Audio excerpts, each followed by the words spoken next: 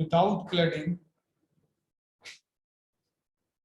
मतलब अब सिर्फ यहाँ अंदर रिफ्रैक्टिव इंडेक्स है 1.68 का और बाहर क्लैडिंग नहीं है, यहाँ सीधा डायरेक्ट एयर ही है। टीएआर आपने ये रेंज आई की निकालनी है, किस रेंज पे हम एंगल ऑफ इंसिडेंस रखें कि टीएआर हो जाए। तो विदाउट विदाउट क्लैडिंग अगर मैं क्रिटिकल एंगल निकालूं sine C is equal to 1/v, तो 1/1.68, तो साइन इनवर्स ये 1/1.68 निकालना है। 1/1.68 कैलकुलेट करना पड़ेगा, this will be 0.59, that is it is very close to 0.6, 0.6 वो 3/5 वाला बनता है, 354, यानी कि 37 डिग्री बनेगा। तो क्रिटिकल एंगल तुम्हारे पास यहाँ आ गया 37 डिग्री।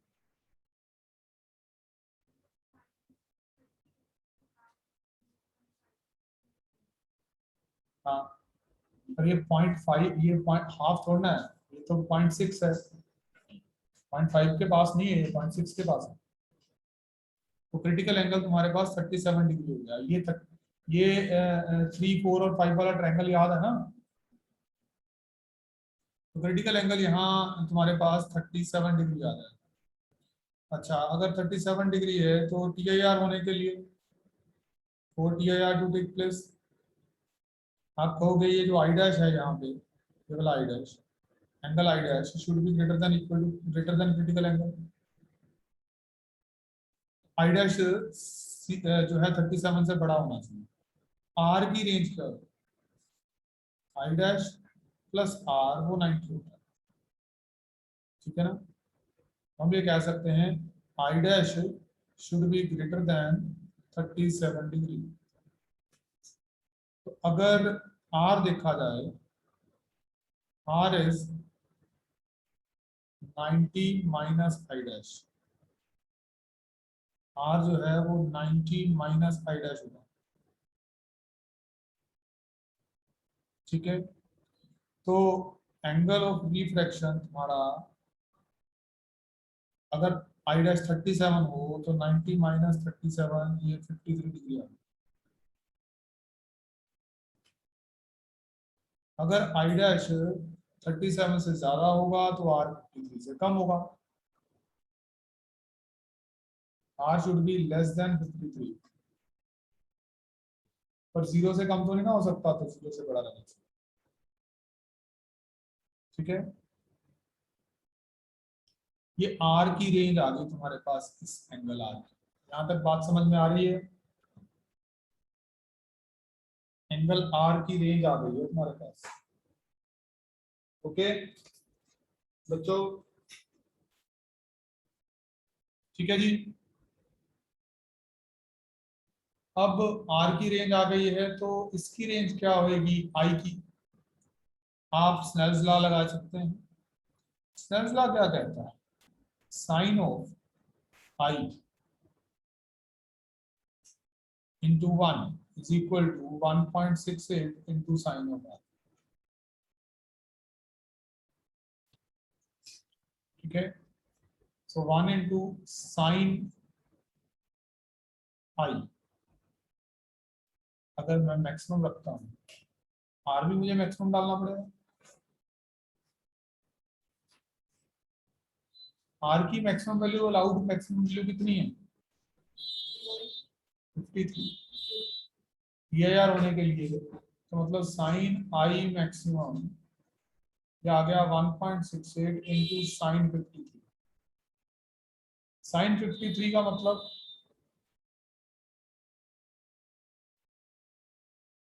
53 4/5 हो गया ना?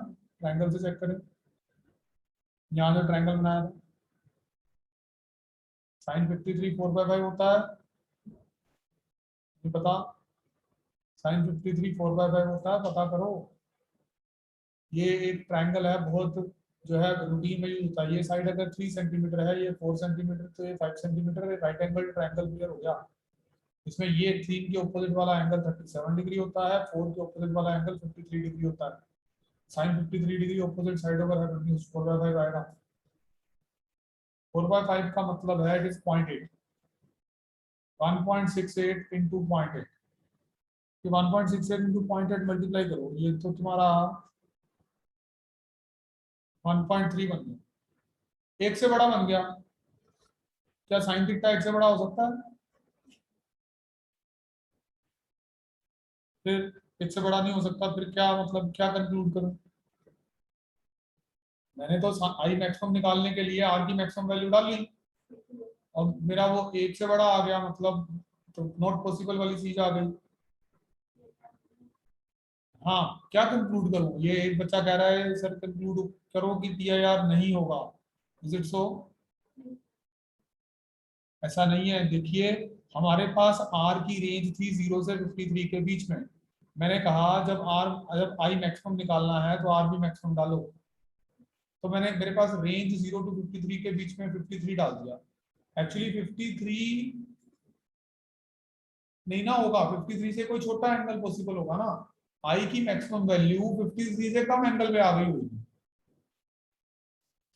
मतलब अगर मैं सपोज आर को ऐसे ही कह रहा हूँ, सपोज आर को 30 डिग्री डाल देता, 30 डिग्री डाल लेता आर को, तो ये 1.68 इंटू साइन 30 यानी कि 1/2 0.84 आ जाता। 0.84 तो आई की वैल्यू डिफाइंड आ गई। एक्चुअली क्या है कि यहाँ आई की वैल्यू जो है आर के ऊपर डिपेंड कर रही है। आर हमें आ रहा है कि 0 से 53 डिग्री के रेंज में आना चाहिए, तो 0 से 53 डिग्री के रेंज में कहीं भी आ सकता है ना, जरूरी थोड़ा ना एग्जैक्ट 53 का है। क्या पता जब आप एंगल ऑफ इंसिडेंस एडजस्ट करते हो तो आर की मैक्सिमम वैल्यू 30 डिग्री रह रही हो, 45 डिग्री रह रही हो, 40 डिग्री रह रही हो। हमने तो सिर्फ ये कंक्लूड किया ना टी आई आर तब होगा अगर आर जो है 0 से 53 डिग्री के बीच रह जाए। अब तुम आई की रेंज निकालना चाहते हो, उस आई की रेंज के लिए 53 से कम कुछ भी हो सकता है। इसका मतलब ये नहीं है कि भाई जो आपके पास जो है वो टी आई आर होगा ही नहीं। इसका मतलब ये है कि 53 डिग्री से कम वैल्यू पे, किसी ना किसी वैल्यू पे, आप आर से आर की का लेसर वैल्यू डालूंगा, 53 से कम वैल्यू डालूंगा, तो ये 1.8 से कम होता चला जाएगा। 0.8 से मल्टीप्लाई किया तो 1.3 आया, किसी ना किसी वैल्यू पे 1 भी आ जाएगा ना। 0.8 से कम कोई वैल्यू सुटेबल वैल्यू हो तो 1 आ जाएगा ये। अगर ये 1 आ गया तो आई मैक्सिमम 90 आ गया। इसका मतलब so we conclude that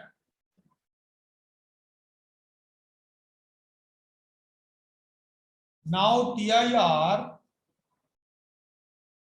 can take place for entire range of angle of incidence.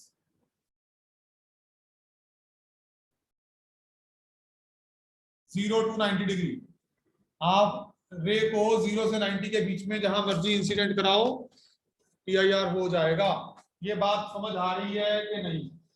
समझ आनी चाहिए ठीक से, बताओ जी ओके ये बात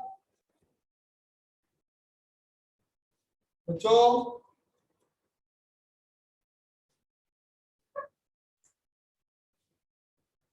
PIR के लिए एंगल R जो है वो 0 टू 53 डिग्री की रेंज आ रही थी, आई की रेंज 0 टू 90 आ गई। तो इसका मतलब तो ये हो गया अभी भाई क्लैडिंग के बिना ज्यादा बढ़िया। क्लैडिंग के साथ तो हमें देखना पड़ता है कि भी इस रेंज के अंदर ही एंगल ऑफ इंसिडेंस रहे। क्लैडिंग के बिना तो जिस मर्जी एंगल पे लाइट जो है वो कोर पे इंसिडेंट हो जाए, अंदर जाके टीआईआर जरूर हो जाएगा। ये तो बढ़िया था, फिर क्लैडिंग क्यों यूज करते हैं? जैसा कि कल क्वेश्चन पैदा हुआ था, किसने क्वेश्चन पूछा था, तो क्लैडिंग क्यों यूज क्यों करते हैं? What is the need for cladding? हाँ जी, अगर बिना क्लैडिंग के जिस रेंज में टीआईआर हो रहा है वो रेंज बढ़ रही है, फिर तो क्लैडिंग के बिना ही अच्छा। क्लैडिंग इसलिए यूज करते हैं क्योंकि देखिए थ्रू आउट दी जो हमारा कोर है उसके थ्रू आउट एयर की रिफ्रैक्टिव इंडेक्स सेम नहीं होगा। अगर एयर का रिफ्रैक्टिव इंडेक्स सेम नहीं होगा तो थ्रू आउट ये जो एंगल्स आएंगे वो सेम नहीं आएंगे, एक सिमेट्री नहीं बनेगी। ठीक है ना? प्रोपेगेशन ऑफ एनर्जी जो है सिमेट्रिकल फैशन में हो, उसके लिए हम क्लैडिंग लगाते हैं। उसमें कोर के बाहर जो है वो रिफ्रैक्टिव इंडेक्स की वैल्यू फिक्स हो जाती है, सो बेटर ट्रांसमिशन होती है, और मोर ओवर कोर को सपोर्ट भी मिलती है। आफ्टर ऑल जो है, अगर कोई स्क्रैच आया, अगर क्लैडिंग नहीं है और कहीं कोई स्क्रैच आया, वो डायरेक्ट कोर और एयर की इंटरफेस पे आ जाएगा। यहाँ अगर कोई स्क्रैच आता भी है बाहर वाली सरफेस पे आएगा, टीआईआर तो यहाँ होनी है अंदर वाले एज पे, ठीक है ना। तो इसलिए जो है परफॉर्मेंस बेटर रहती है, ठीक है। सो वो बेटर परफॉर्मेंस ट्रांसमिशन के दौरान की, दैट्स व्हाई हम जो क्लैडिंग के साथ ही बनाते हैं जितनी भी ऑप्टिकल फाइबर्स बनाई जाती है, ठीक है। नोट हो गया। NCERT back exercise question number 17 remove कर लूं बच्चों में ये सारा।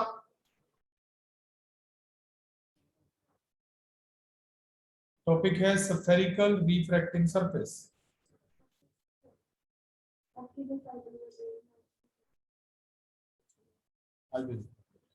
Spherical refracting surface. Now, what is spherical refracting surface? Portion of a medium whose curved surface forms the part of a sphere is called spherical refracting surface. देख लीजिए, portion of a medium whose curved surface forms the part of a sphere is called a spherical refracting surface. जैसे आप recall करो वो जो grandfathers walking stick है, और वो सपोज वो ग्लास की बनी है, उसके ऊपर ऐसे एक ऐसे हेमिस्फेरिकल सी स्ट्रक्चर बनी होती है, पकड़ने के लिए जगह बनाई होती है ना। So that hemispherical portion it is a part of sphere, ठीक है। So this is going to be a spherical refracting surface, ठीक है। स्फेरिकल रिफ्रैक्टिंग सरफेस बनाने के लिए ये मैं तुम्हें यहां दिखाता हूं सामने बोर्ड पे। देखिए, ये मेरे पास जो है वो एक रेक्टेंगुलर ब्लॉक है, ग्लास का, एक रेक्टेंगुलर ब्लॉक है। सी दिस, इस रेक्टेंगुलर ब्लॉक को हम यहां से ऐसे और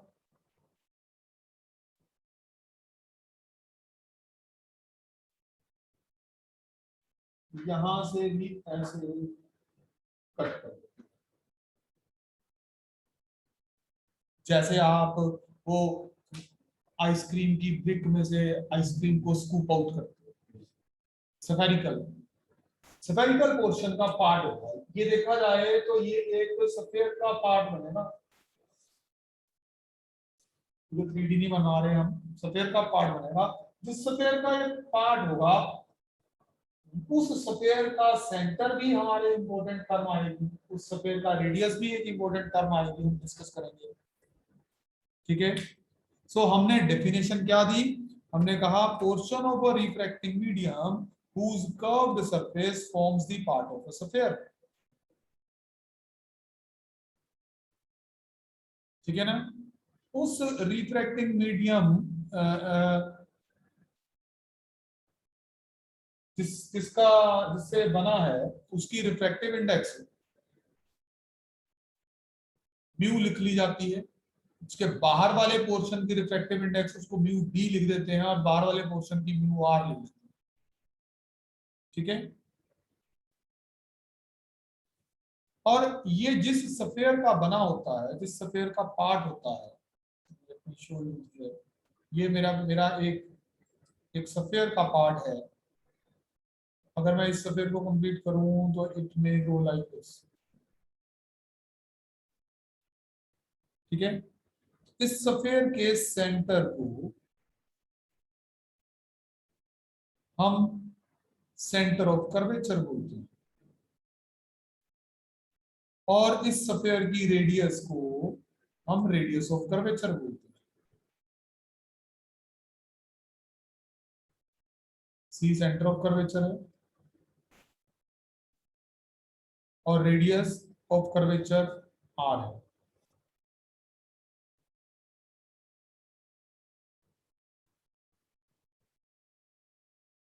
ठीक है, जो mid point of refracting surface होता है उसे mid point of refracting surface उसे हम पोल बोल देते हैं। ये मिड पॉइंट, पोल और सेंटर ऑफ कर्वेचर को अगर मैं ज्वाइन कर देता हूं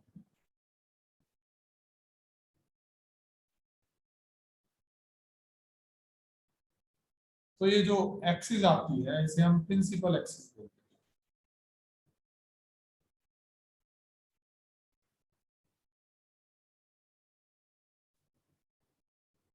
जो एक्सिस आती है उसे हम प्रिंसिपल एक्सिस बोलते हैं।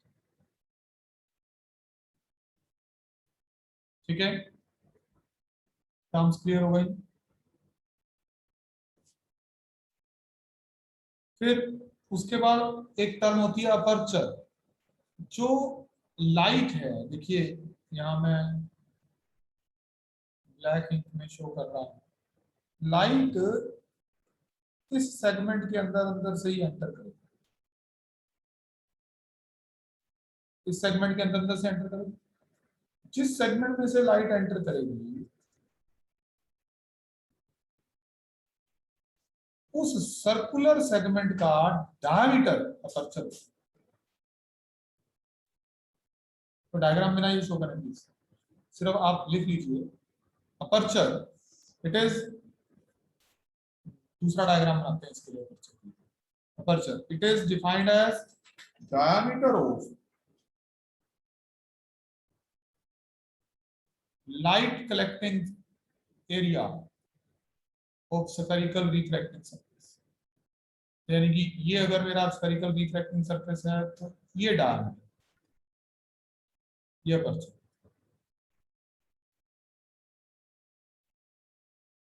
ठीक है, साइन कन्वेंशंस वही चलेंगी जो पहले बताई गई है।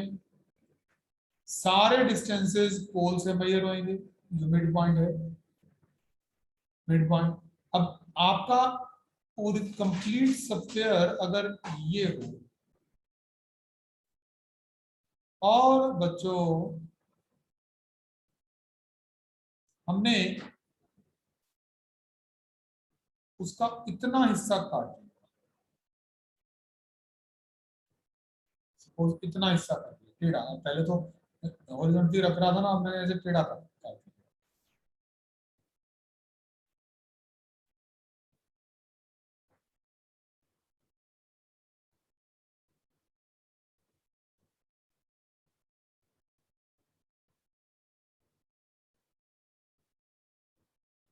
ठीक है जी,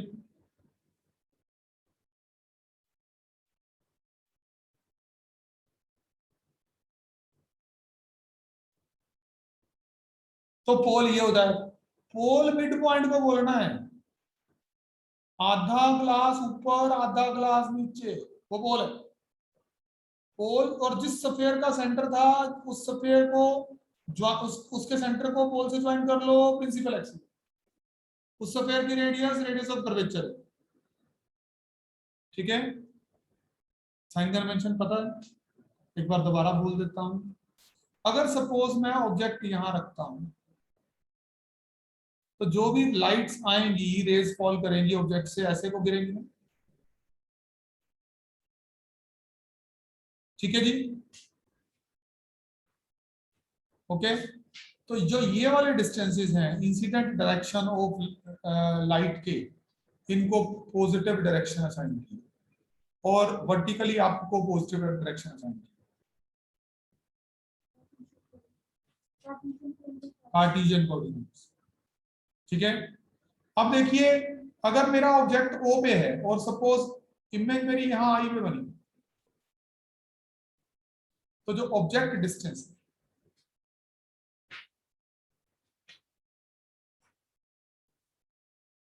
तो उसको हम यू से स्टैंडर्ड डोनेट करते, डिनोट, यू से डिनोट किया।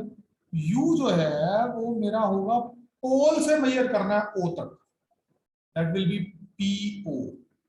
तो पीओ मेरा पॉजिटिव डायरेक्शन में है कि नेगेटिव डायरेक्शन में? Negative direction. अगर ये ऑब्जेक्ट डिस्टेंस से 10 सेंटीमीटर है ये, तो मैं इसे लिखूंगा u इज इक्वल टू -10। ठीक है,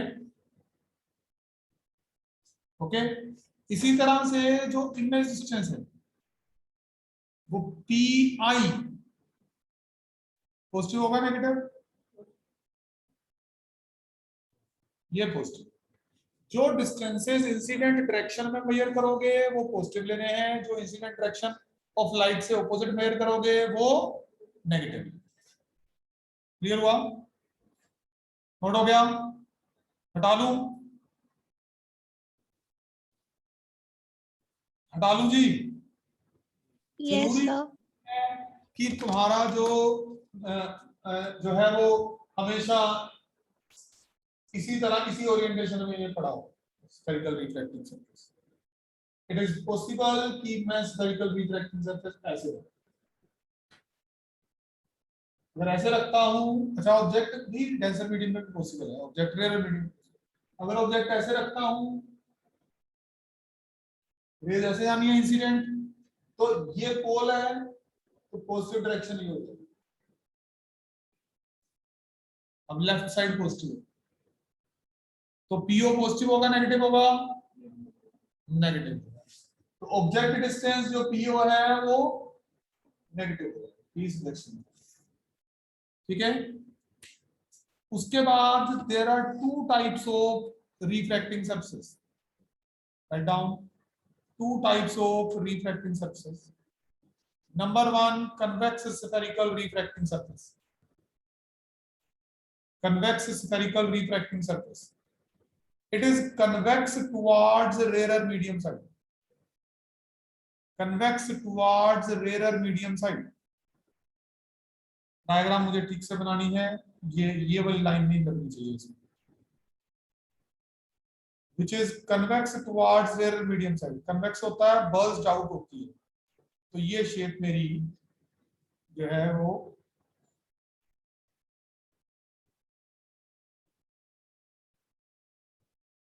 कन्वेक्स स्फेरिकल रिफ्रैक्टिंग सरफेस की। देखिए यहाँ रेयर मीडियम है और यहाँ डेंसर मीडियम है। रेयर मीडियम साइड पे शेप कन्वेक्स है, बाहर को। ठीक है ना? कन्वेक्स मेनिस्कस याद है? मरकरी का कन्वेक्स मेनिस्कस होता था ऐसा, पानी का कनकेव मेनिस्कस होता था ऐसा। ठीक है, +1 में फ्लूइड चैप्टर में। तो ये convex towards rare medium side है तो कन्वेक्स स्फेरिकल सरफेस। और कनकेव स्फेरिकल सरफेस क्या होगी? The spherical refracting surface which is concave towards rarer medium side. जो रेयर मीडियम साइड पे कनकेव है वो मैं आगे शो कर रहा हूँ। ये concave towards rare medium side, ये भी ये बट ऐसे कंटिन्यूटी में रहेगा, ये कोई लाइन नहीं है प्लीज। जिस concave towards rare medium side. ठीक है, एक convex towards rare medium side, एक concave towards rare medium side.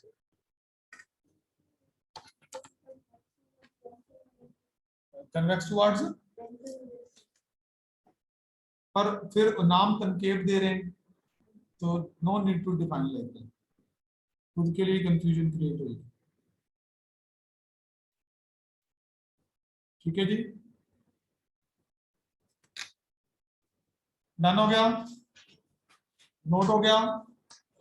अब हमें जैसे हमें मिरर इक्वेशन पता है और मिरर से ऑब्जेक्ट डिस्टेंस, इमेज डिस्टेंस और मिरर के फोकल लेंथ में रिलेशन पता है। मिरर इक्वेशन क्या होती है? 10th में पढ़ी थी, 1 by b plus 1 by u is equal to 1 by, ये मिरर इक्वेशन। इसी तरह से इसमें भी हम जो है वो डिराइव करने वाले हैं object distance, image distance and radius of curvature में रिलेशन। ये डेरिवेशन बड़ी इंपॉर्टेंट है। शुरू करें। सो हेडिंग लिख लीजिए, refraction from rarer to denser medium. Refraction at convex spherical surface when real image is formed. Refraction at convex spherical surface when real image is formed. Convex spherical surface ये लिखा हुआ है when real image is formed. So right कर रहे हैं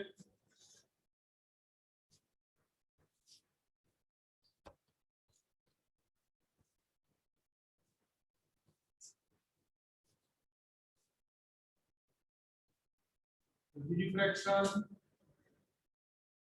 and convex spherical surface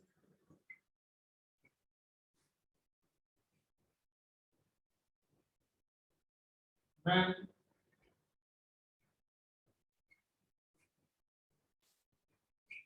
real image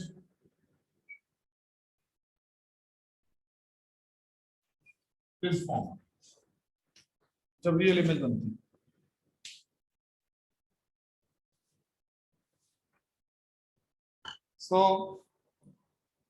सबसे पहले रे डायग्राम बनाना। डेरिवेशंस को याद करने की टेक्निक रे डायग्राम याद करने से शुरू होती है। अगर आपको रे डायग्राम्स याद हैं कैसी बनेगी तो अपने आप डेरिवेशन बनेगी। तो क्योंकि आप जो केस कर रहे हो वो रेयर टू डेंसर के लिए कर रहे हो, सबसे पहले इस हेडिंग की ऊपर हेडिंग में लिखवाई थी रेयर टू डेंसर, या आप यहाँ ब्रैकेट में भी कर सकते हैं ऑब्जेक्ट इन रेयर मीडियम। तो मैं एक कन्वेक्स रिफ्लेक्टिंग सरफेस बना रहा हूँ।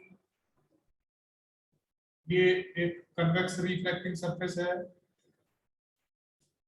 ठीक है, और ये प्रिंसिपल एक्सिस पोल है।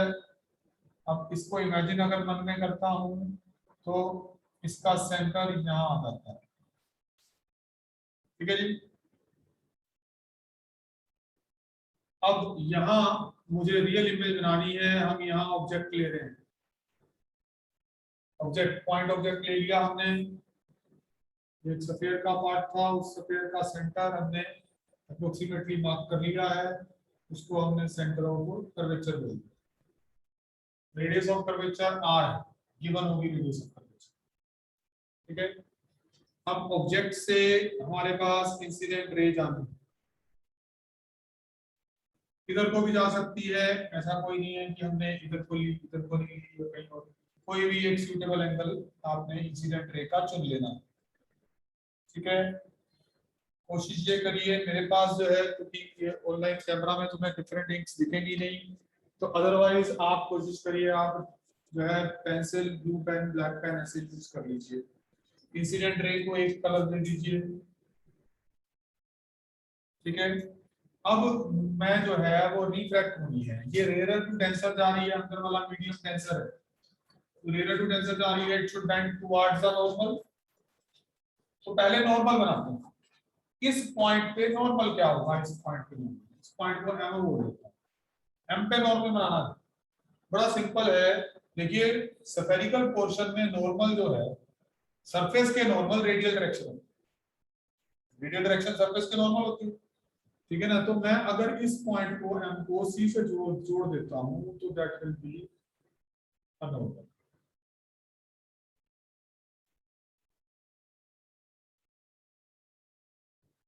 I hope you can see this.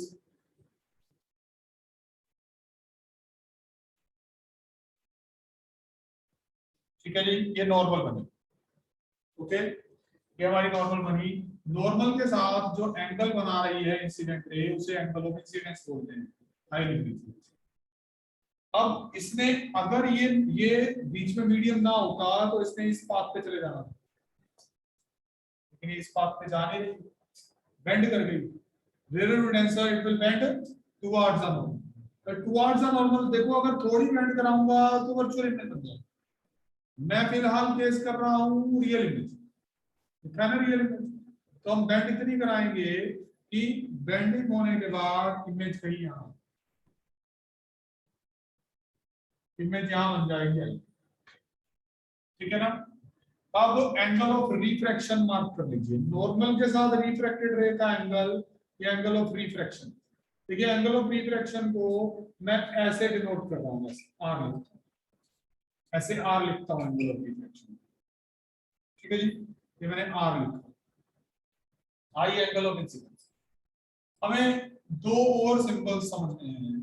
Object से निकलने वाली रे प्रिंसिपल एक्सिस के साथ जो एंगल बनाती है उसको हम अल्फा बोलते हैं। इमेज से निकलने वाली इमेज तक जाने वाली रे प्रिंसिपल एक्सिस के साथ जो एंगल बनाती है उसको हम बीटा बोलते हैं। और जो नॉर्मल जो है प्रिंसिपल एक्सिस के साथ एंगल बनाती है उसे गामा बोलते हैं। गामा के लिए बेटा सिंपल ये, ठीक है बच्चों, जरा देख लो डायग्राम बन गई सबकी। Yes sir. ठीक है, सो ये डायग्राम अगर आप सोच समझ के बनाएंगे कोई क्रमिंग नहीं, आपको रे डायग्राम बनाने की प्रैक्टिस करनी है। कल जितनी भी आज रे डायग्राम हो गई मैंने कल यहाँ बनवा के देखी। ऑब्जेक्ट, हाँ पॉइंट साइज ऑब्जेक्ट, ये हम डेरिवेशन पॉइंट साइज ऑब्जेक्ट के लिए करते हैं। डन। अब डेरिवेशन आगे रिकॉल करने के लिए स्टेप्स रहते हैं।